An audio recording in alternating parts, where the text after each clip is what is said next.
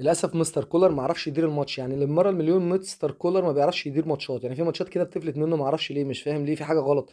مستر كولر كان في ايده ان هو يكسبنا، وكهربا ضيعنا مرتين، يعني كهربا كان في ايده يجيب هدف، والهدف ده كان خلاص هيموت ضربات الجزاء، وكان في ايده يجيب هدف في المباراه وما عرفش يجيب هدف. ما اعرفش ليه ضربه الحسم دايما بتكون للاعب على قده، مش فاهم هو ليه كهربا دخل يشوط اصلا، طالما عنده شد عصبي زي كابتن كولر ما بيقول، كان خلى عمرو السوليه يشوط زي كل مره، كان خلى بيرسيتاو، اي لعيب من اللعيبه التقال دول يا جماعه يشوط ضربه ثابته، لعيب مخضرم.